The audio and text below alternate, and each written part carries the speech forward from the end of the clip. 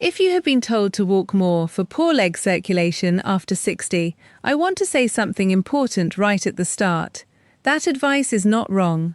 Walking is good for your heart, it is good for your mood, it is good for your joints, your blood sugar, and your independence.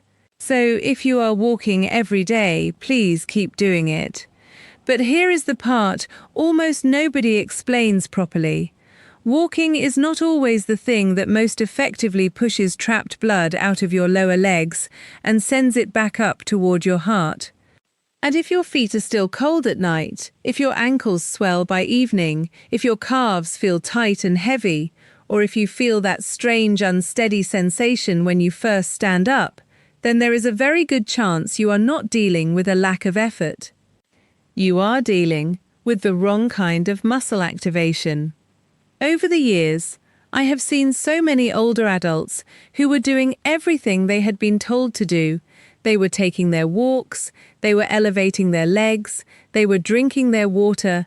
Some were even wearing compression socks every day, and still they would come in frustrated because nothing seemed to be changing where they needed it to change.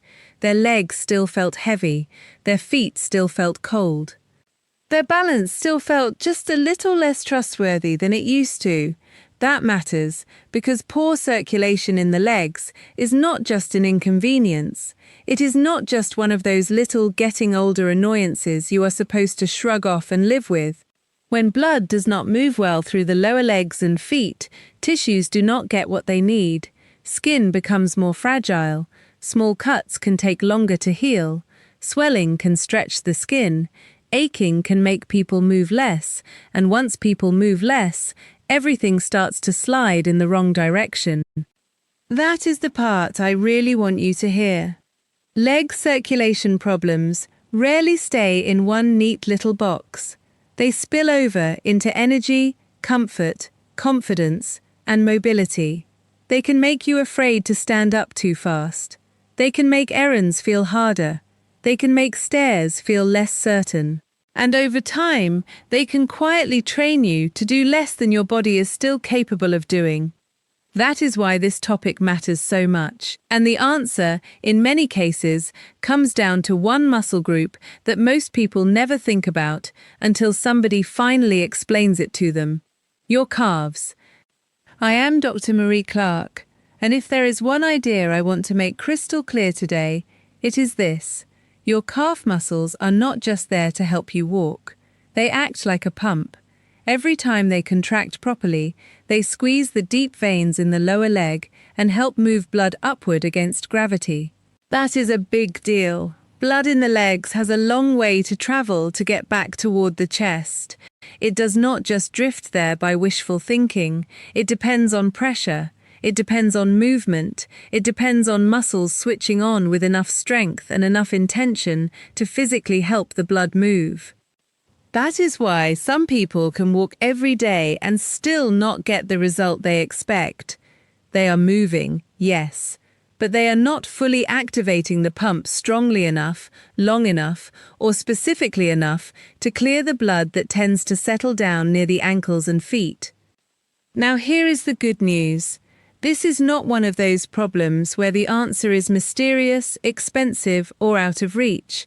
There are a handful of very specific movements that help wake up that pump, strengthen it, and make it more effective.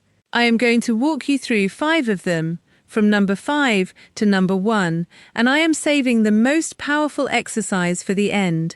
If you only remember one thing from this entire video, I want it to be number 1. But it will make far more sense if we build to it together. Before we start, let me tell you about someone I will call Eleanor. She is not one single patient, but a blend of several people I have cared for over the years. Eleanor was in her early 70s, sharp, independent, still active, still very much living her life. But by late afternoon, her ankles would puff up. By bedtime, her feet felt icy. And when she stood up from her chair, there was that split second where she did not feel fully secure. What upset her most was this. She was trying. She had not given up on herself. She was walking regularly. She was doing what she had been told. and she could not understand why her legs still felt like they were working against her. Keep Eleanor in mind as we go through this, because what finally helped her is the same progression I am about to give you now. Let's start with number 5. Number 5, ankle pumps. This one looks so simple that many people dismiss it before they ever truly try it. That is a mistake. Ankle pumps are one of the easiest ways to wake up circulation in the lower leg without needing to stand, balance, or strain. And for many older adults, that makes them one of the most practical tools in the whole list. Here is why they work. When you pull your toes up toward your shin and then point them back down, your calf and the front of the lower leg alternate between tightening and releasing. That creates a gentle pumping action through the tissues surrounding the veins. It is small, but it is real, and when done repeatedly, it helps reduce that sluggish, stagnant feeling that tends to build in the feet and ankles during long periods of sitting. To do them, sit tall in a chair with both feet flat on the floor, lift your toes upward while keeping your heels down, then press your toes down and lift your heels. Move slowly, do not rush. One full up and down cycle counts as 1 repetition. Aim for 20 to 30 repetitions, 2 or 3 times a day. You can do them while watching television, reading, talking on the phone, or waiting for your tea to brew. That is what makes them so useful. They fit into the dead space of your day, and that dead space is often exactly when blood begins pooling most. Now, ankle pumps are excellent for getting the system started, but they are only the beginning. Number 4, seated leg extensions. This is where we start recruiting the larger muscles higher up the leg. A lot of people think of circulation in the lower legs as just a foot and ankle problem. It is not. The entire leg matters.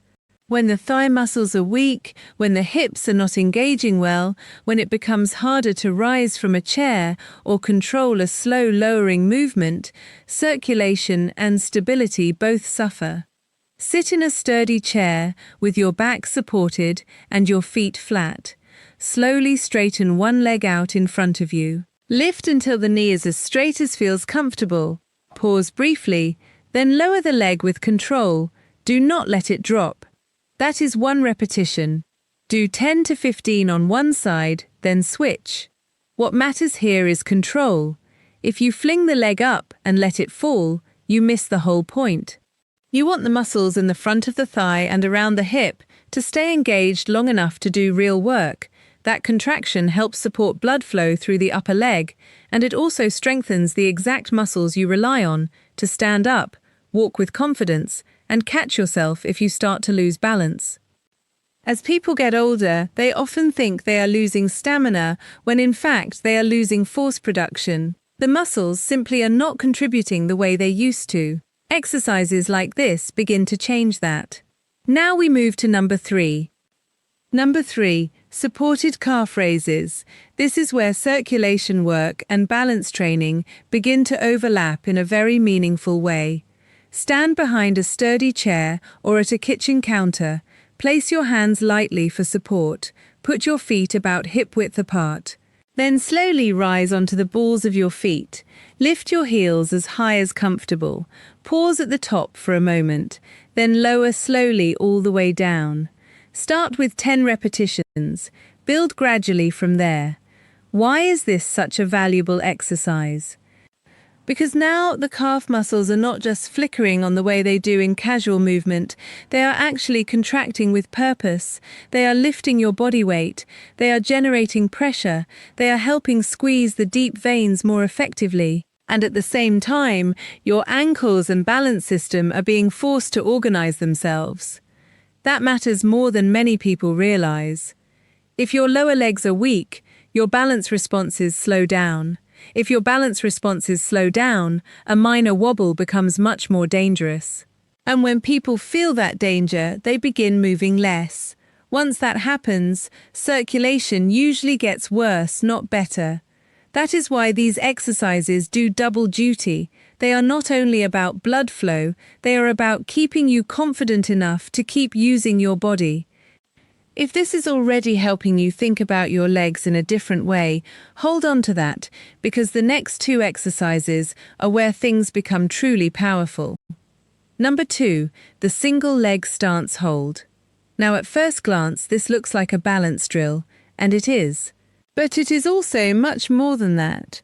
The moment you stand on one leg, the muscles around the foot, ankle, calf, hip, and core all have to stay switched on continuously, not for one fleeting instant, but for a sustained period. That sustained contraction is exactly what makes this so useful for circulation. Walking gives you brief contact on one leg at a time. A single leg hold demands steadier control. It forces the body to maintain muscular tension, and that longer squeeze can help keep the calf pump active instead of letting everything go slack between steps. Stand beside a wall, counter, or sturdy chair. Shift your weight onto one leg. Lift the other foot just an inch or two off the floor. You do not need to bring the knee up high. Stand tall. Keep your eyes forward. Breathe normally. Hold for 15 to 30 seconds, then switch sides. If that feels difficult, that is not a failure. That is information. It tells you exactly where some of the missing control may be. Start with 2 rounds on each side. Use as much fingertip support as needed at first. Over time, try to rely less on the hand and more on your own muscular control. This exercise does something very important psychologically as well. It rebuilds trust. When people feel steadier, they move more naturally. When they move more naturally, they activate the pump more often throughout the day. That creates a positive cycle instead of a negative one. But even this is not the strongest version of the pump. For that, we come to number 1. Number 1, the standing calf pump hold. If you remember nothing else from this video, remember this exercise. It looks almost like the supported calf raise we already talked about, but one small change makes it dramatically more effective. The hold at the top. Stand behind a counter or sturdy chair, with your hands resting lightly for balance. Feet hip-width apart. Rise slowly onto the balls of your feet until your heels lift as high as comfortably possible. And then stay there. Hold that top position for 3 to 5 seconds. Then lower back down slowly over about 3 seconds. That is 1 repetition. Start with 8 to 10 repetitions. Over time, work toward 15 or even 20 if it remains comfortable and controlled. This movement matters because the calf is not just turning on and off quickly, it is sustaining pressure. It is maintaining the squeeze long enough to help move more blood upward instead of allowing it to hover and settle around the lower leg. That is the difference. Ankle pumps wake the system up. Seated leg extensions bring the upper leg into the picture. Supported calf raises strengthen the pump. Single leg holds make the system organize and stabilize, but the standing calf pump hold is the one that most directly combines calf strength, venous pressure support, and time under tension in one very efficient movement. That is why, if someone asked me to choose only one exercise for many older adults struggling with sluggish leg circulation, this would be the one I would choose first. Not because it is flashy, not because it is difficult, but because it goes straight at the mechanism of the problem. And this is exactly what made the difference for Eleanor. I had her stop measuring success only by how far she walked. Not because walking did not matter, it did, but it was not enough on its own. Instead, I had her do a short daily sequence, ankle pumps in the morning, seated leg extensions later in the day, supported calf raises at the counter, single leg stance holds with support, and finally, standing calf pump holds done slowly and with full control. The whole thing took only a few minutes. Not an hour. Not a gym session. Not anything fancy. Just a small, repeatable routine, done consistently. And the changes were not magical overnight changes. I want to be honest about that. Real bodies do not usually work that way. But over the next several weeks, her evenings got easier. Her ankles were not swelling the way they had been, her feet felt warmer, and perhaps most importantly, she no longer felt that same fear every time she stood up and took her first few steps. She felt more stable. She felt more in command of her body again. That is often the real victory. Before we finish, I want to say one very important thing clearly. These exercises are for the slow, ongoing, everyday kind of circulation sluggishness that so many people experience as they age. They are not a substitute for medical evaluation when something sudden or severe happens. If one leg suddenly becomes very painful, very pale, very cold, very numb, or suddenly far more swollen than the other, do not sit at home hoping exercises will fix it. If you have a wound on the foot or lower leg that is not healing, do not ignore it. If walking pain becomes severe or your symptoms are progressing quickly, get it assessed. That is not me being dramatic, that is me being careful. Now let me bring this all together for you. If you are over 60 and struggling with heavy legs, cold feet, swollen ankles, calf tightness, or that subtle loss of confidence when you first stand up, the answer may not be that you need to try harder. It may be that you need to activate the right muscles more directly. So here is your recap. Number 5, ankle pumps, to gently wake up circulation during sitting. Number 4, seated leg extensions, to bring the thighs and hips into the work. Number 3, supported calf raises, to strengthen the pump and improve balance together. Number 2, single leg stance holds, to create a longer, steadier muscular squeeze while retraining control. And number 1, the standing calf pump hold, the most effective exercise in this sequence for directly helping move blood up and out of the lower legs. Keep walking. I mean that. Walking is still worth doing. But do not make the mistake of thinking walking alone covers every part of this problem. It does not. It leaves a gap, and these movements help fill that gap. They take only a few minutes. They cost nothing.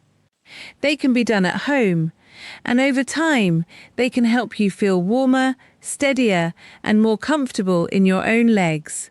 I'm Dr. Marie Clark, and if this message found you at the right moment, then start simple. Pick one movement today, then tomorrow, do it again. Your legs do not need perfection from you. They need consistency. They have carried you through every hard season of your life so far. With the right kind of daily work, there is every reason to help them carry you well for many more years to come. Take care of those legs, stay observant, and stay safe.